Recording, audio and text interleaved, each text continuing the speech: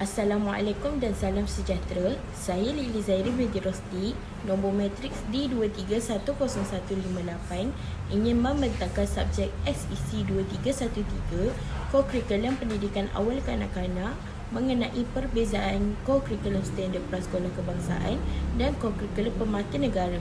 Lebih dahulu, saya akan menerangkan tentang pengenalan KSPK. KSPK dilaksanakan pada tahun 2010, disemak semula untuk memenuhi tuntutan dasar baharu di bawah Pelan Pembangunan Pendidikan Malaysia, iaitu PPPM.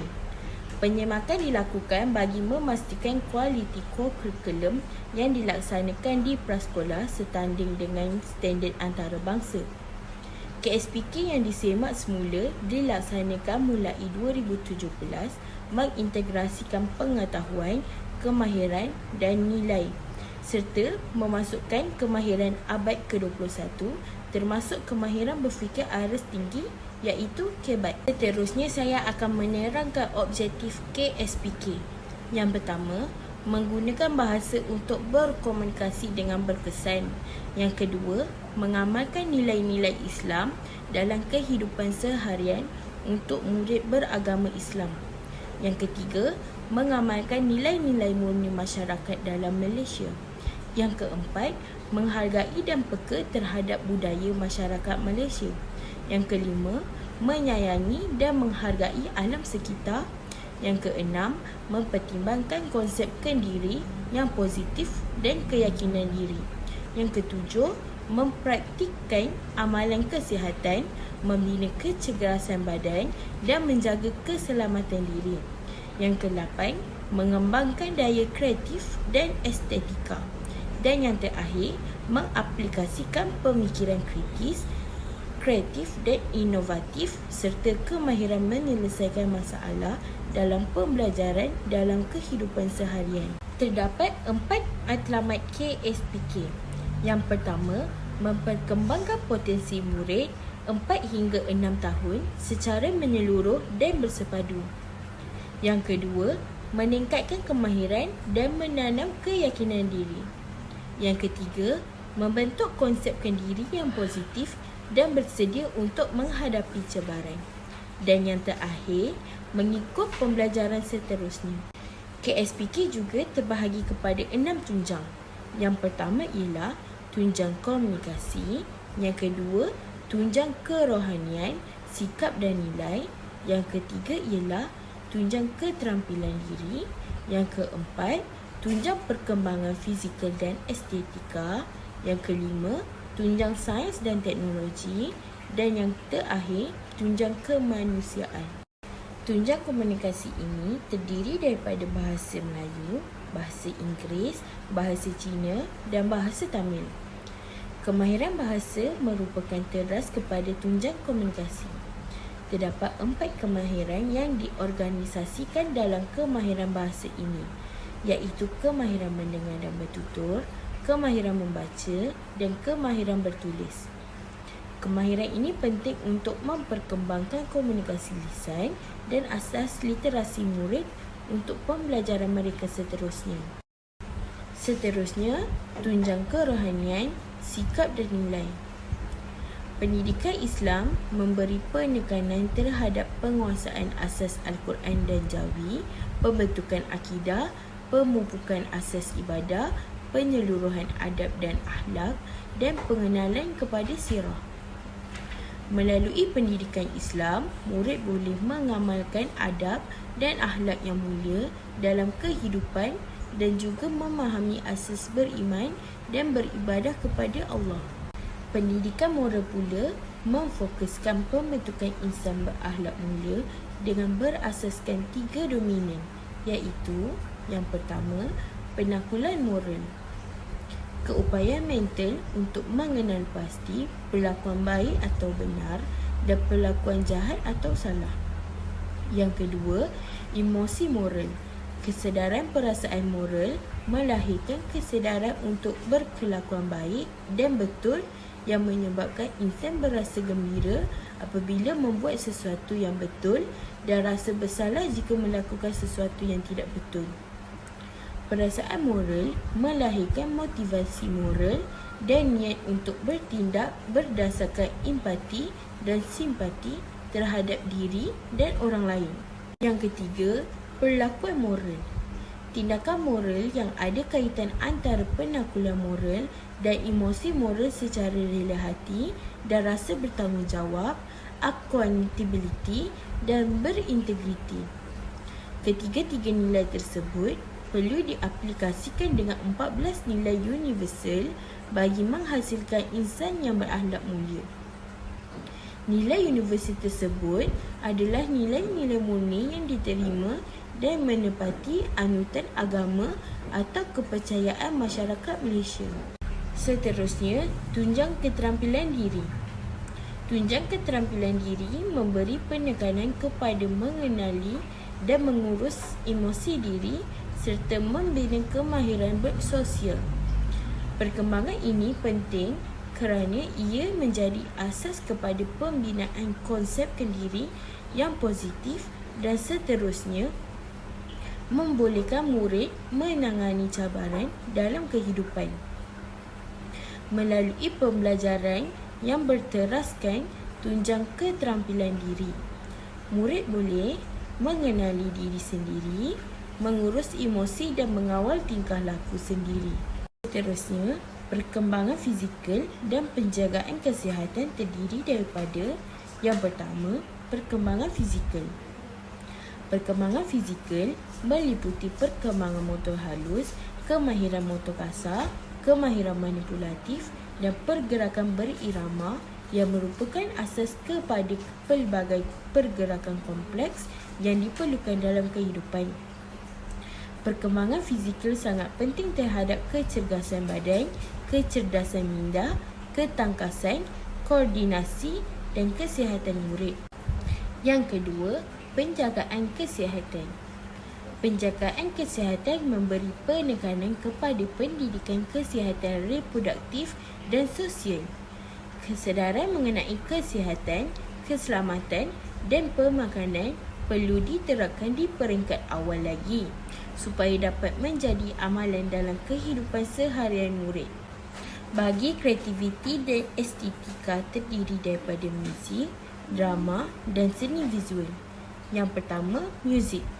Muzik, gerakan dan drama di prasekolah merupakan asas kepada pendidikan muzik yang boleh dikembangkan melalui pelbagai aktiviti yang kreatif, menyeronokkan dan menghiburkan. Murid diberi peluang untuk menunjukkan bakat dan minat dalam meneroka melalui dunia muzik pada tahap perkembangan masing-masing. Yang kedua, drama. Drama di prasekolah merupakan asas untuk murid meniru kehidupan mengikut plot yang terbina dari 3 perkara, iaitu aksi, tempat dan masa. Murid akan diberi peluang untuk mengekspresi emosi melalui watak yang dilakonkan berdasarkan cerita serta menggunakan imajinasi mereka. Yang ketiga, seni visual. Seni visual di prasekolah menekankan penghasilan karya kreatif dan menghargai hasil seni yang berasaskan 4 bidang, iaitu menggambar, membuat corak dan rekaan, membentuk dan membuat binaan serta mengenal kraf tradisional. Kesepaduan bidang ini akan memberi peluang kepada murid untuk memupuk minat, memperkembangkan kepribadian, memberi kesedaran dan kepekaan keadaan nilai-nilai kesenian dalam alam sekitar. Seterusnya, tunjang sains dan teknologi. Sains awal menekankan pembentukan sikap dan penguasaan kemahiran proses sains melalui penyiasatan terhadap alam hidupan, alam bahan dan alam fizikal. Kemahiran proses sains ialah kemahiran yang diperlukan untuk mencari jawapan kepada sesuatu masalah atau membuat keputusan secara bersistem. Ia merupakan satu proses mental yang menggalakkan pemikiran secara kreatif, analitis dan sistematik. Kemahiran proses sains yang dikenal pasti untuk dikembangkan adalah memerhati, mengelas, mengukur, membuat inference, meramal dan berkomunikasi. Tunjang sains dan teknologi. Matematik awal membekalkan pengalaman awal matematik termasuk pranombor, konsep nombor, operasi nombor, nilai wang, konsep masa dan waktu serta bentuk dan ruang kepada murid prasekolah. Pembelajaran yang berteraskan matematik awal ini membantu murid dalam menguasai konsep matematik dan juga meningkatkan kemahiran berfikir dan menyelesaikan masalah. Akhir sekali, tunjang kemanusiaan. Tunjang kemanusiaan memberi peluang kepada murid untuk mengenali dan menghargai diri sendiri, orang di sekeliling, komuniti setempat, alam sekitar, negara Malaysia dan global. Murid juga dapat memahami peranan, tanggungjawab dan sumbangan diri sendiri serta ahli komuniti lain untuk mencapai kesejahteraan masyarakat. Pengetahuan dan kemahiran yang dipelajari melalui tunjang ini dapat menyediakan murid menjadi seorang individu serta warga negara yang lebih prihatin dan bertanggungjawab. Yang kedua, saya akan menerangkan tentang pengenalan kokurikulum permata negara. Idea mengenai program pendidikan awal kanak-kanak kini dinamakan Program Permata Negara. Ditubuhkan pada 2004-2005 oleh sekumpulan pakar dan diketuai oleh isteri YAB Timbalan Perdana Menteri pada masa itu. Satu langkah bagi menangani masalah sosial dalam kalangan remaja dan belia. NRDC ditubuhkan di Universiti Pendidikan Sultan Idris, menguruskan pembinaan kokurikulum permata dan pelaksanaan penyelidikan yang berkaitan menyelidik latihan kepada pelatih dan pendidik permata. 21 hari bulan 6 2006, Jemaah Menteri meluluskan dasar komprehensif dan holistik berkaitan asuhan dan didikan awal kanak-kanak, iaitu setiap anak permata negara. Perbezaan pembelajaran kokurikulum standard prasekolah iaitu KSPK dan kokurikulum permata. Seterusnya, saya akan menerangkan tentang kokurikulum permata negara. Yang pertama, membina emosi, akhlak dan spiritual kanak-kanak untuk melahirkan individu-individu yang bersasiah mulia, tenang, ceria, bersopan santun, penyayang, berempati dan adil. Yang kedua, membina kemahiran interpersonal dan sosial yang baik untuk membolehkan kanak-kanak bergaul dalam masyarakat pelbagai budaya. Yang ketiga, membimbing kanak-kanak menguasai kemahiran awal berbahasa, berkomunikasi dan literasi dalam bahasa Melayu, bahasa ibunda dan bahasa Inggeris. Yang keempat, mendidik kanak-kanak mengamalkan pemakanan sihat, kebersihan dan keselamatan diri dan gaya hidup sihat. Yang kelima, melatih kanak-kanak menguasai diri sendiri sehingga mereka yakin mampu berdikari dan membuat keputusan berdasarkan kebolehan sendiri. Membantu kanak-kanak mengembangkan kemahiran motor kasar dan motor halus serta perkembangan fizikal yang mampan. Yang ketujuh, membina kemahiran awal matematik dan pemikiran logik kanak-kanak serta keupayaan mereka menumpukan perhatian.